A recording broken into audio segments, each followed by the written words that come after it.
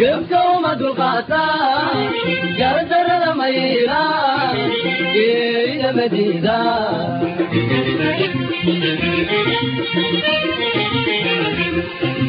قبكم القاتا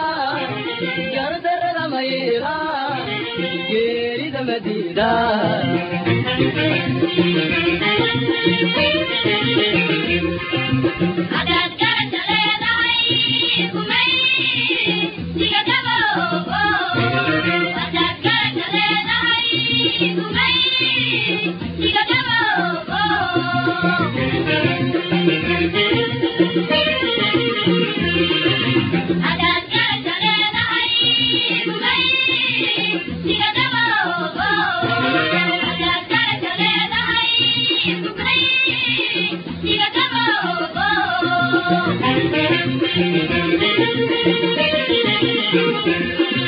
وعدم بقرارو وذكار قراراتو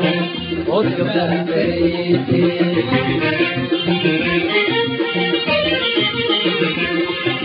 وعدم بقرارو وذكار قراراتو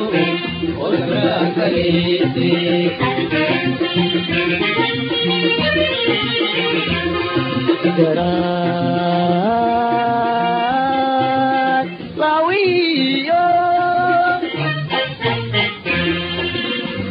قلت ذئت مانتي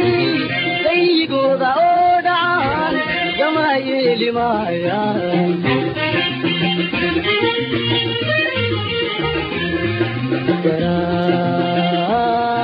كرات طويو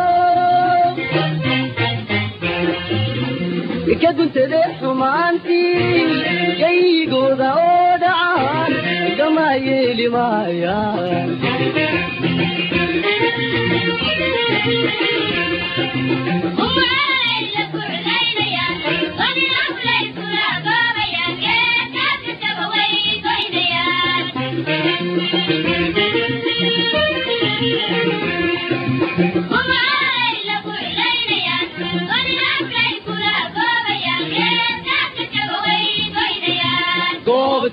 تيكا قعنتني قد كانوا قلت بيكو قبايا. بسم الله الرحمن الرحيم. السلام عليكم ورحمة الله وبركاته. دقيستيال أم بداو ديال كسر دوادا إذا عدا عدك جيبوتي عاوا برنامج كيني ورئيسك جيسكا waxa aan ku eegaynaa iyada oo ururka UNESCO uu sheegay in uu ku daray dhaxalka maguuraanka Xeer Ciise Cabdirasaaq Cusmaan Cumar oo ka mid ahaa dadkii u hawlgalay in Xeer Ciise in lagu daro dhaqanka maguuraanka ah ee UNESCO ambo Jamciyadda Qurumaha ka dhaxaysa taasna waxa isaga oo jooga magaalada Asunción ee dalkaasi Paraguay soo dhawow Cabdirasaaq. waan dhawahay Cabdirasaaq waxa aad ka mid tahay ururka amboreyte hay'adda City Heritage Foundation. hay'addaas ma noogu yarlaami kartaa goorta la sameeyey, waxa loo sameeyey iyo leyte socdaalkan aad maanta aad ku joogtid ad kaga qayb galaysiin shirka UNESCO ee caasimadda Asunción ee dalkaasi Paraguay. بسم الله الرحمن الرحيم. aad baad u mahadsan tahay sida aad barnaamijkaasi loogu shaaciyay xeerka Ciise hay'adda caalamiga ah ee UNESCO aad igu soo casuuntay. marka hore waxa aad i weydiisay su'aasha ah hay'addani City Heritage Foundation maxay tahay. City Heritage Foundation waqtigee la aasaasay. City Heritage Foundation waxqabadkeegu muxuu yahay. insha Allah City Heritage Foundation sanadkii 2018 ayay dhalinyar magaalada Dirdhabe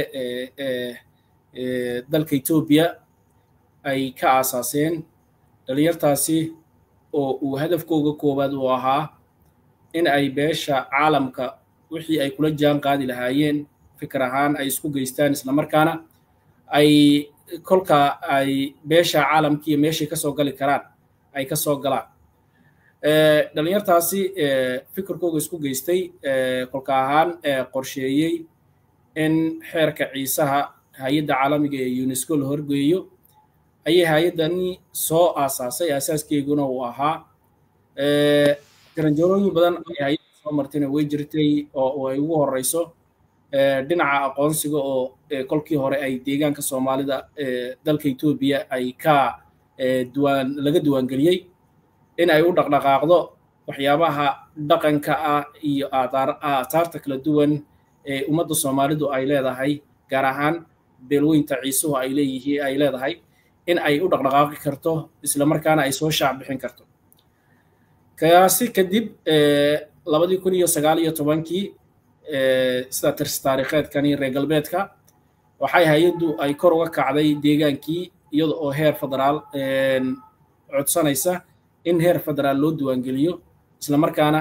ay hawshana hadda kuu sheegayo ay ka dhaqdhaqaaqi karto ayna kolka ahaan hadafyadii ay hay'addu ay lahayd ay hirgelin karto marka taas waxay ahayd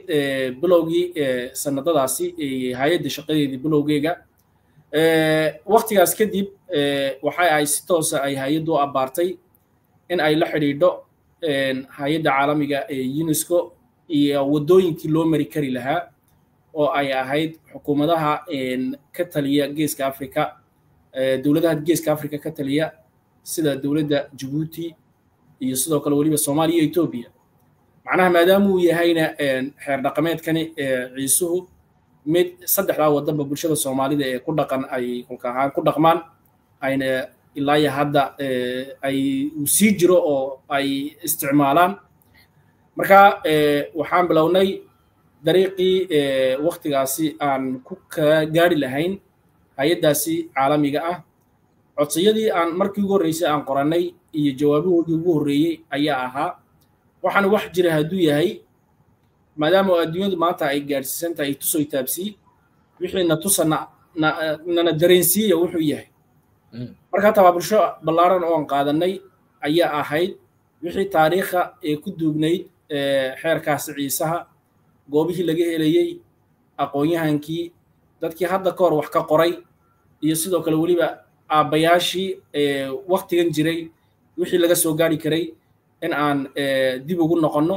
isla markaana aan ka samayno filimaan iyo sidoo kale weliba qoraal aan ka samayno nuqullo aan ka samayno si aan u horgeyno hay'addaasi caalamiga taasi ayaa waqti muddo dheer naga qaadatay muddadaa dheer ay naga qaadatayna waxyaalo badan oo isweheliyey baa jira oo ugu horeeyo waqtigii aan xasuusanaynay 2021kii iyo 20kiiba bilowgiisii ama dhammaadkii 20kii in ay cudurkii coronaviruskii uu dunida si ba'an u saameeyey isku socodkuna uu adkaa annaguna goobihii aan islahayn xog ayaad ka helaysiin amba waxaad ka helaysiin taariikh taalla ayaad ka helaysiin ay iska xadidnaatay isku socodkii hase yeeshee laakiin hawshaasi dib noomay dhigin wax badan ayaan isdhex wadnay ahayd annagoo cabsidaasi ay jirto coronavirusku ayaan haddana hawsha wadnay sidoo kale waxyaabaha waqtigaasi noo hirgalay ayaa ahaa fursad kale oo aan helay oo ahayd maalinta caalamiga ee dalxiiska oo deegaanka Soomaalida lagu qabtay waqtigaasi 2021kii oo aan bilowgiiba aan u soo bandhignay dadkii ka soo qayb galayay munaasabadaasi maalinta caalamiga ee dhaqanka aan u soo bandhignay carwo aan kaga hadlayno ama aan ku faahfaahinayno xeer dhaqameedkan ciisaha wuxuu yahay taasi ka sokow haddana waxaa noo hirgashay oo aan bilownay in aan hawshii aan hadda ka hor wadnay ee ahayd in aan xogtii aan ururino aan ka ururino saddexda waddan ee ay beeshaasi degto gaar ahaan weliba sida dhowna looga isticmaalo Djibouti Soomaaliya oo qaybta Somaliland ah iyo sidoo kale weliba deegaanka Soomaalida gaar ahaan gobolka City oo intiisa badan ay taariikhaha iyo sidoo kale weliba ay yaalaan waxyaabaha xeerkan ciisaha la xiriira oo ay ugu horeyso Buurti City sidoo kale waxaa iyadna jirta dixihii uu dhaqanka u lahaa ee ugaaska la marinayey weliba ku xidhnaa amba la xidhiidhayba dhaqankan iyo xeerkan ciisaha inaan iyagna taariikhoogii iyo sidoo kale weliba goobaha ay ku yaalaanba aan fiidiyooyo iyo wixii xog ah aan ka soo duubno waxaa taasi saareer socday in dadka aqoon-yahanka ah ee dad hadda ka hor wax ka qoray aan iyaga laftarkoogu aan u hoos fadhiisannay wixii khibrada iyaga ku duugan la xidhiidha xeerkaasi iyo waxa ay ka qoreenba wuxuu yahay taasi haddana waxaa hareer socotoo kale aabbayaashii kolka ahaan hadda ka hor ka garanaya wax ee ka soo gaadhay iyagna aabbayaashood siday iskugu soo dhiibeen uu xeerkani xeer ciise ulaahi hadda uu halkan u taagan yahay in aan iyadna aan nuqullo aan ka diyaarino ugu dambayn 2023 bishii March ayay nuqulladii noo soo dhammaadeen waxaanan qabanay kulan ballaaran anagoo kuu soo dhaafay kulanno isxiixiga oo aan qaban jirnay oo aan jaamacadaha dalka iyo sidoo kale weliba aqoon-yahankaba aan u qaban macnaha ay nagala qayb qaadanayeen macnaha dood cilmiyeedyo kala duwan oo aan ku xaqiijinayno waxani in uu yahay wax jira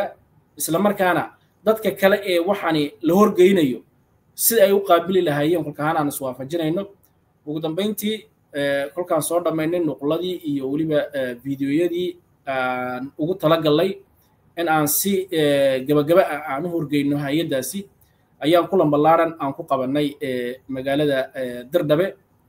xarunta weliba gaar ahaan fadhiga ugaaskuna uu yahay kulankaasi oo ay ka soo qayb galeen labada dal kolka ahaan xeerkani iyagna iska leh sida Djibouti iyo Soomaaliya goobtaasina ay nagula sugnaayeen halkaana aan isku waafaqnay in uu yahay waxani wax multinational ah haddii aan ku dhahdo multinational waxyaabo waxaa jira si heer qaran loo diiwaangeliyo oo qaran kaliya uu leeyahay waddan kaliya uu leeyahay iyo sidan xeerka ciisahoo kale oo 3 waddan iyo wax ka badan ba ay kolka ahaan ay isticmaali karaan ba ay wadaagaan ayaa jira marka culeyskeega ay kala leedahay ka heer qaran ah isagu kolka ahaan dal kaliya tuu ku kooban yahay qaarkood deegaan kaliya tuu ku kooban yihiin tusaale ahaan oo kale imika dalka Ethiopia waxaa jira ataaro kala duwan oo sidan oo kale loogu diiwaangeliyay ayaa jira oo ay ugu horeeyaan ciidahani imika ay dadka kristanku ay xusaan sida dabshidka oo kale iyo ciid kale oo damqat la yiraahdo oo iyadna loo diiwaangeliyay baa jirta sidoo kale ka sokow taasi waxaa jira qowmiyadda Oromadana in loo diiwaangeliyay nidaamka ay isku maamuli jireen iyagna gada system la yiraahdo iyagna loo diiwaangeliyay deegaanka Harrido oo sanadkii aan ka soo gudubnay iyadna loo diiwaangeliyay oo ugu dhawaa ciidda Shuwaalka oo iyagu ay sheegaan in ay si gaar ah uga xusaan dadka kale ee muslimka ay si gaar ah u xusaan macnaha ay dhaqankoogana la xiriiriyaan ataara caynkaas oo kale ayaa duwan qolada kale ee Sidaamo oo ciid la yiraahdo Jambalaalo loo diiwaangeliyay keenan haddaba maadaama uu yahay intangible kul maadaama uu yahay haddana waxaa wadaaga saddexdaasi waddan baa wadaaga uu kana ballaaran yahay una ka duluc weyn yahay kolkaad aad u eegtid kuwan kale waxaad tilmaami kartaa waqtiyadan iyagu ay sheeganayaan macnaha dadkani sida heer qaran loogu diiwaangeliyay in iyagna ay waqti fog in ay waxan ay isticmaali jireen amba ay ka shaqayn jireen amba ay ku dhaqmi jireen ba ay sheegaan kasakow taasi waxaa jirtay oo kale annagu markii aan nidhi 3 waddan ayaa laga isticmaalaa weliba 3daasi waddan ay yihiin 3 waddan oo garabka isku haya oo jaar ah wuxuu kor u qaaday in dhibcaha ay uu leeyahay xeerar caynkan oo kale ah marka la diiwaangelinayo si gaar ama fiiro gaar ah la siiyo tusaale ahaan oo kale Afrika weli mid caynkan oo kale ma jiro laba waddan oo kaliya ayaa ilaa hadda oo Algeria iyo Morocco ayaa mar dhow loo diiwaangeliyay iyagna dhaqan caankaas oo kale ay leeyihiin caalamkana uu ku yar yahayba uu jira multinational uu jira laakiin waxaa jira waddanno badan oo kala fogfog oo waxaas si midaata u wada isticmaala ayaa jira haddaba waqtigaasi aan ku soo sheegayo aan ku waan geynay nuqladaasi waqtigii aan geynay kadib iyaga ayaa muddo sanad ah haystay oo kolka ahaan wixii baaritaan ku sameynayay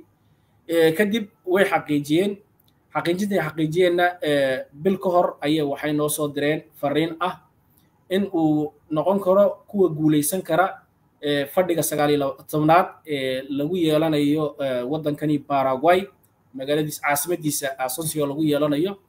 isla markaana halka laga dhawaaqi karo kolkay guddiga oo dhan ay isku yimaadaan isla markaana fikradooda ay ka dhiibtaan inkastoo nuqulkaasi lagu baahiyay guddiyadii ka soo qayb gashay iyo dalalka xubnaha ka ah hay'adani UNESCO ay lagu baahiyay isla hadda ka horna ay iyagu ay soo arkeen fikradoodana ay ka soo dhiibteen intaa ay iyagu ay hay'adu haysay waxyaalo badan oo nagu soo celisay baa jira oo ay tiri halkaas ka soo jawaab cadna ka soo bixiya macnaha waa waxyaabihii annagu kolkaan gudbinay ay iyagu ay islahaayeen faahfaahin dheeraada ayaa looga baahan yahay tiina ilaahay nagu guuleeyay saddexdii waddan oo isgarabsanaya ayaa si toosa uga jawaabay isla markaana kulankani maanta 19ka shirka 19aad ee hay'adda UNESCO sidaas lagu ansixiyay waya waxaad noo soo sheegtay in maaragtay saddex waddan uu ka dhaxeeyo maaragtay sidaad u dhigtay xeerkan xeer ciise ma la odhan karaa xeer ciise marka la diiwaan geliyey hay'addani ay diiwaan gelisay waxa ay ku diiwaan gelisay hab dhaqaneed oo dadka saddexda waddan uu lahaa misooleyte waxaa lagu diiwaan geliyey hab siyaasad ambooleyta nolol dadkaasi ay lahaayeen waayo marka loo fiirsado xeer ciise waxaa inta badan marka adduunyada kaleeta la garab dhigo la yidhaahdaa waa xeer marka waddanada waaweyn maanta la joogo xeerka guud ee waddanka amba constitutionka waddanka oo kaleete sidiisa oo kaleete ayuu u dhisan yahay marka dad badan waxay yidhaahdeen xeer ciise waxa loo dhisay baa dadkan waxay u dhisteen oo qarniyadan ay iyagu ay sameeyeen ay u sameeyeen inay samaystaan waddankooda xeerkoodii guud ee waddankii ciise inay sameeyaan maanta habka loogu qoray hay'adda UNESCO ma hab dhaqaaneed ma hab dhaqan misooleyte hab nololeed oo sidaa xeerka guud ee maaragtay ay dadkaasi waagaa lahaayeen oo intii uuna gumaysigu gaadhin ay lahaayeen waddankaasoo habka u dhaqan yahay maanta marka la garab dhigo u eg waddannada dimuqraadka ah mastaabaa la odhan karaa kolley xeer dhaqameedkani ciisaha taariikhdiisu waa taariikh aad u weyn weeyaan qarnigii 16aad ayaa la dhigay oo ay aabbayaashii buurta city fadhiistay ay dhigeen waqtigaasi dano iyaga u gaar ah ayay ka lahaayeen oo ay ugu weynayd in isku xidhkooga ay adkeeyaan in ay sinnaantooda ay adkeeyaan inay walaaltinimadooda iyo nabadgelyadoodana ay adkeeyaan ay ahayd waqtigaasi may jirin sidan imika casriga dawladahan imika jira iyo qariiradahan imika yaalla ee ay dawladuhu kala go'an yihiin may jirin laakiin waqtigaasi midnimadooda iyo wadajirkooga inay ku adkeeyaan wixii kolka ahaan dhibaato ee dibadda uga imanaysana sidii ay iskaga difaaci lahaayeen ayay u dhigteen bay haddaba qaabka ay u dhigteen ilaa hadda la iskugu maamulo amba ay kolka ahaan u jiraba ayaa la jaan qaadaya dunidan casriga ee imika aan taagannahay tusaale ahaan oo kale waqtigan aan kuu sheegayo 500 iyo wax ka badan oo sano ayuu xeerka dhaqameedkan uu jira 500 iyo wax ka badan oo sano dawlado sidan imika oo kale ah may jirin oo xeerar caynkan oo kale ah dhigta may jirin marka waa la odhan karayaa fikradii awowyadeen ee waqtigaasi jiray haddadan aan joogno way la jaan qaadi karaan tusaale ahaan oo kale xeerka ciisuhu sidaad ogtahay wuxuu leeyahay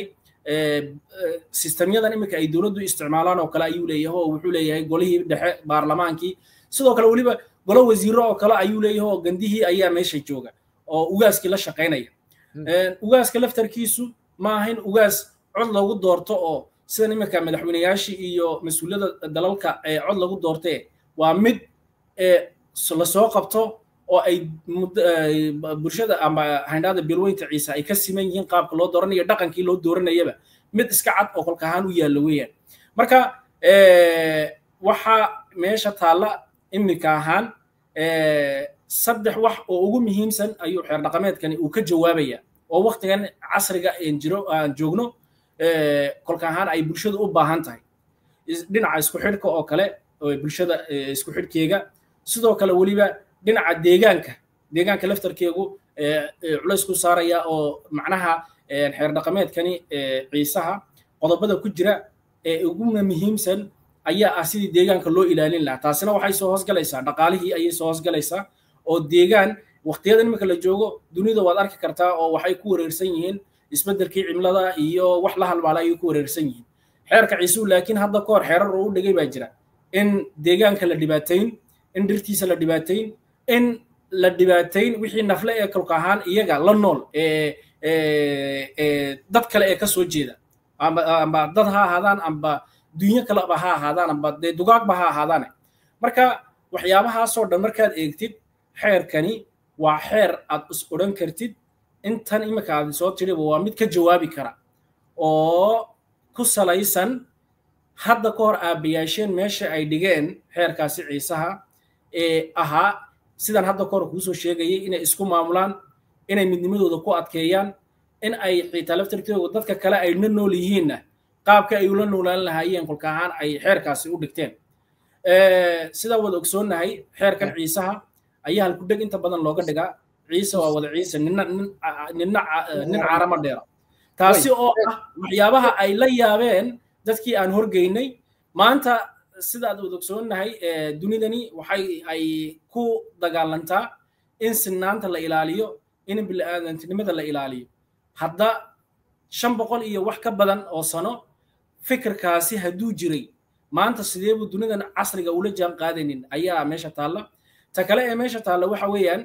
dowladahan imika geeska afrika ha noqdaan xitaa laftarkeegu dowladahan imika ilbaxnimada sheeganaya iyo in ay teknolojiyadda heer ka gaadheen sheeganaya intooda badan markii la aasaasayey meelo badan oo ay dhabarka ku hayeen baa jira tusaale ahaan oo kale dowladda imika Ethiopia oo kale dastuurkii ugu horreeyay la qoray wuxuu ahaa 1951 ayaa la qoray intiisa badan waxay ka soo xadisheen dowladda Faransiiska ayay ka soo xadisheen laakiin xeer dhaqameedkani wixii ay ka soo xadisheen oo dhan uu ka jawaabay haddii waqtigan imika aan joogno ee dunida casriga iyo maanta guushan la gaaray waqtigaasi oo weliba guul wanaagsan ahayd oo aabayaasheen fikirka ay ku fikireen iyo dadka sidii sinaan iyo si dimuqraadiyadda loogu ilaalin lahaa ay u dhigteen haddii ay maanta sidan waqtigan la joogo aan dunida kale ay isku furraan lahayd waxaa suurtagal ahaan lahaa inuu ciisuhu noqon lahaa amba xeer dhaqameedkan ciisuhu noqon lahaa mid laga shidaada qaato oo dunidoo dhan ay kolka ahaan ay qodobada ku jira iyo waxoo dhan ba ay ka qaataan su'aal ayaan taa kaaga hayaa in waxaa la moodaa marka xeer guud marka waddanka la samaysanayo waddanada maaragtay dimuqraadiyadda galayso oo dhan amba maaragtay kuwa ku soo maaragtay ku bilaabayba markay dhalanayeen intooda badan waxa ay sameeyaan waxa la yidhaahdo u fadhiisi xeerka guud dhismihiisa xeerka ciisaha waxa la yidhaahdaa waxa uu ku bilaabmay inuu odayo ay fadhiistaan si ay xeerka ay u sameeyaan miyaanan la odhan karayn waa xeer guud oo waddan marka waxa ay dhisanayaan dadkaasi sidaa kuwan maanta ay u dhisanayaan sidaas oo kaleeta ay u dhisanayaan miyaanan maanta waddanadan maaragtay dimuqraadiyadda marka ay doonayaan inay galaan waxa inta badan ay soo qaataan amba ay soo xadishaan waddanada reer galbeedka oo inta badan waxa la yidhaahdaa dimuqraadiyaddu oo dadka afrikaanka waxay yidhaahdeen inta badan dimuqraadiyaddu ma aha wax afrika ka timiday maaragtay meelo kaleeta ayay nooga timiday taas ayaa noogu wacan inaanan qaadan karayn miyaanan dadkaas afrikadu ayna qaadan karayn xeerar maaragtay xeerka ciisahoo kaleeta lamida oo isagu habka uu dhisan yahay uu ahaa hab dimuqraada miyaanan la odhan karayn ha ku ahaato kuwan geeska afrika miyaanan halkay xeerar kaleeta adduunyada ay ka soo qaadanayaan miyaanan kan ka eegan karayn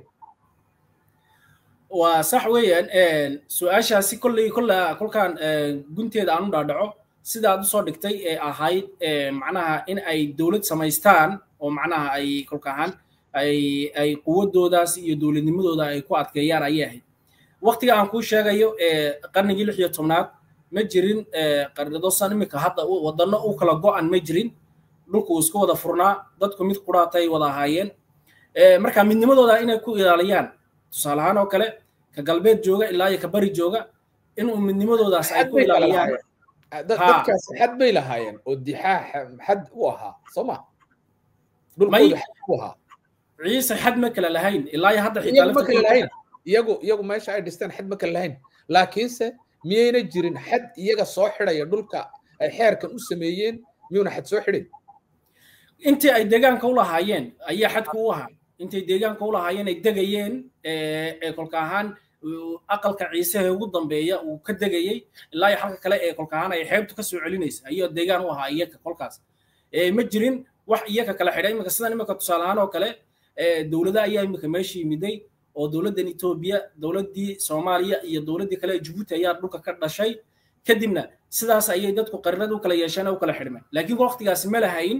way isku wada furnaayeen ka halkaa jooga ilaa ka halkaa jooga imikadan aan la jooga xitaa laftarkeegu ka dowladdaasi ku jira ee jooga iyo ka kale ee halkaa kale jooga si midaata iyo xeerkaasi u wada leeyihiin oo wax kala xidhaya oo xeerkaasi imika tusaale ahaan oo kale halkaa iyo halkaasi loogu kala dhaqmo ma jirto waa mid keliya ta weeyaan inkastoo ay culaysyo kale oo dhinacyada kolka ahaan dowladihii gumaystayaashii ay kaga tageen dhulka ay jiro hase yeeshee laakiin waqtigan la joogo imika lama odhan karo macnaha way kala xidhan yihiin lama odhan karo dhaqankii aabba keliya tay leeyihiin ugaas keliya tay leeyihiin xeer dhaqameed keliya tay leeyihiin ganda keliya tay leeyihiin waa kaas kolkaas sidaas ayay ay maamulkiisu noqonayaan sida ay kolkii horeeta ay ugu dhaqmayeen beesha ciisuhu maanta xeerkan ma ugu dhaqantaa waa aniga ku sheegaya jaranjarooyin badan uu soo maray baa jira isbedello badan oo ay dunidani ay soo martana way jiraan oo ay ugu horeyso gumaystayaashii kolka ahaan kusoo duulay dhulkeennani oo ay ugu horeyso inay qoqoobaan dhulka ay kala xidhxidhaan ay ugu horeyso taasi carqalad amba waxay ku noqonaysaa culays ayay ku noqotay waqti ahaan maadaama oo ay sameeyeen dowlado ay iyagu gacanta ku sameeyeen oo jiray ay sameeyeen oo ay dowladahaasi ay rabeen in ay ku kontroolaan dadka agagaarkaasi kolkaasi jooga ay ku qabtaan oo ay ku xakameeyaan ay sameeyeen marka waxaa suurtagal ah waqtiyadaasi ay gumaysigu yimaado inuu kaala dagaalamo dhaqankaagii diintaadii iyo dadnimadaadii inuu kaala dagaalamo taasi culays bay ku ahayd oo way jirtay waqti caynkaas oo kale ah ta kale dowladahaasi ka sokow waxaa jiray gumaystayaal kale oo soo maray xitaa laftarkeegu dalka Itoobiya oo boqortooyo u badnaa ayaa jiray iyo sidoo kale waliba wadanadan kale ee maxaan ku leeyahay jaarka laftarkiisu iyaga laftarkoogu waqtiyadan ay madax banaanidooda ay soo qaateen amba ay madax banaani aan gaarnay ay yiraahdeen sistemyadii hadda ka hor ay dadkii macnaha gumaysanayay ayaa qaarkood ay kaga sii tageen oo ay tuseen inay dowladnimadu iyo sida hadda ka hor aan soo sheegtay dimuqraadiyaduba ay dhinacaas uga timaado ay dhinacan ay waxba ka jirin laakiin waqtigaasi aabayaashii jiray sharaf iyo mudnaan ayay naga mudan yihiin midnimadoodii iyo wadajirkoogii waxay ku adkeynayeen xeer dhaqameedkani ilaa hadda ayna soo gaarsiiyeen annaga haddaan usoo laabano arrintan lagu qoray bogga UNESCO-ga xeer ciise muxuu usoo biirinayaa muxuu iska goynayaa haddii wax ka goynaya maasha allah wuxuu usoo biiriya mooyaane wuxuu ka goynaya ma jiro maadaama oo maanta dunidan aan isleenahay waa casri loo baahan yahay inaad meel kasta oo haddaad ku nooshahay dunidani inaad meel kasta aad ka dhex muuqatid oo ay qasab tahay in aad jiritaankaagii aad muujisid in aad bulshadaasi wixii aad adigu aad leedahay ee aad hanti ahaanood u haysato in aad bulshadaasi aad kaga hormartid oo kolkaan aad dhinaca sare aad kaga soo joogsatid tusaale ahaan oo kale iminka dunidan casri baan nahay leh dadka inay ku gumaystaan ayay rabaan qaab fikriya inay ku gumaystaan ayay rabaan oo wixii iyagu ay aaminsan yihiin in adi ay kaa dhaadhiciyaan islamarkaana aad sidaad ku qaadatid ayay rabaan haddaba annagu wixii aan aaminsannahay haddii aan dunida aan la dhex gallo oo aan dadkii ka dhaadhicinno annaga ilbaxnimadeenni kolkaasi waxay noqonaysaa mid meesha taalla ayay noqonaysaa mid meesha nalooga dambeeyay noqonaysaa taasi waa midda guusha ee usoo hoyatay weeyaan laba in jiilka dambe annaga naga dambeeya siday aabayaasheen ay noo soo gaarsiiyeen inuu waxaan u sii jiro waa in uu helo wax cover u noqda oo u ilaaliya arrinkaas u ilaaliya macnaha imika kuma odhan karayo jiilkan imika hadda jira qaabkii ay aabayaasheen ay u soo gaareen ama ilaa hadda u soo gaarsiiyeen ee qaab suugaan ah oo keliyata macnaha ay iskaga soo dhaxleen ilaa hadda kadib uu sii socon doonaa mooranka sababtoo ah teknolojiyad baa la gaaray ugu yaraan wax luuqadaadii maanta bedelaya ayaa imid marka waxay u baahan tahay waxani in loo la ilaaliyo ilaalintiina fursadii maanta waa la helay oo tabtii lagu ilaalin lahaa way taallaa ta kalena in ilbaxnimadii waqtigaasi jirtay ee aabayaasheen ay lahaayeen aan dunida kaga sarrayno waa mid meesha taalla oo maanta kolka lagu diiwaangeliyo ee lagu yidhi xeer ciise ayaa hay-adda caalamiga ee UNESCO ka diiwaangashan marka lagu yidhaahdo adigii ayaa noqonaya hormood dhinaca kolka ahaan geeskaba ha noqoto iyo ha noqoto kolka ahaan caalamka kaleba ha noqoto marka hormoodnimadaasina adiga waxaad ku heshin mooyaane waxaad ku weydid way yaraanaysaa marka muhiimadda ugu weyn ee meesha taalla waxa weeyaan haddii lagu diiwaangeliyey sidaad halkii uu taagnaa hadda ka hor aad uga sii qaadi lahayd adiga ayay kolka ahaan ay ku dul saaran tahay bulshada Soomaaliyeed iyo bulshada waliba gaar ahaan beesha Ciise ayay dul saaran tahay halka uu imika taagan yahay in laga kordhiyo oo academical laga dhigo oo caalamka la gaarsiiyo ilbaxnimadii waqtigaasi jirtay ee uu Ciise lahaa in lala wadaago adduunka oo kolkaasi sidaas looga soo shacbaxo maadaama oo maanta la isku leynayo ilbaxnimo cabdirasaaq in barnaamijka maaragtay ballaaran yahay waxaanan jecel lahay inaan maaragtay aan laba qaybood ka kala dhigano annagoo isku soo laami doona qaybta labaad oo barnaamijkan aan wax kaaga weydiin doono iyadoo run ahaantii xiiso badan uu leeyahay oo dad badanna ay u malaynaya inay waxayuga aad ka warramaysid ay xiisan geli doonto oo ay doonayaan inay maaragtay ay si fiican ay uga bogtaan sida ay Heer Ciise ugu galay dhaxalka maguuraanka ah ee maaragtay ururkaasi UNESCO waa maadsantahay insha Allah barnaamijka qaybtiisa kalena insha Allah diyaar baan u ahay insha Allah waad ila soo xiriiri doontaa aad baad u maadsantahay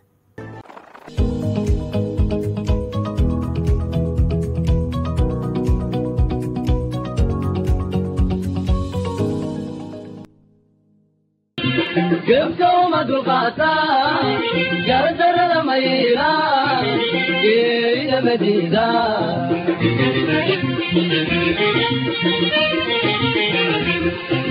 قبكم القاتا قردر الميلا إلى مدينة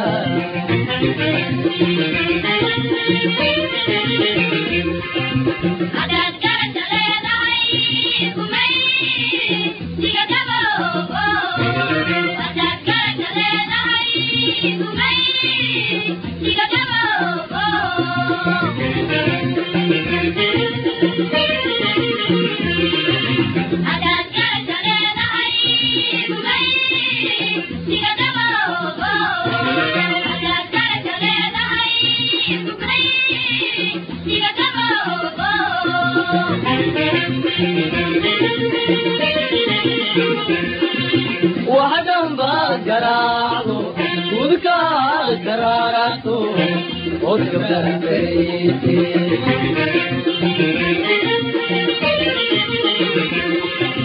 وحدهم بقراعه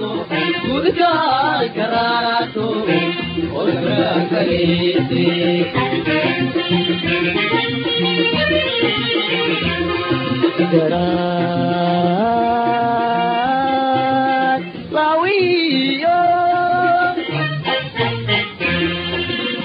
كقلت بحمانتي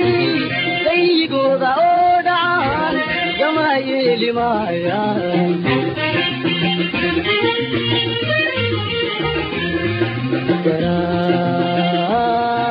كرات طويو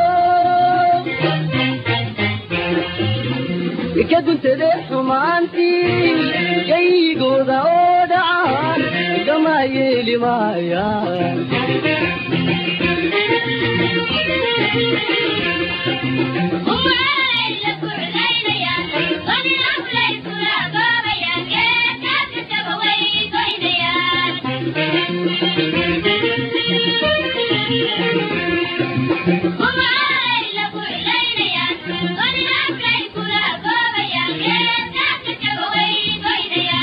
goobtii kastay kaa gacan sare godkaada qodantay bay kugu gubahayaan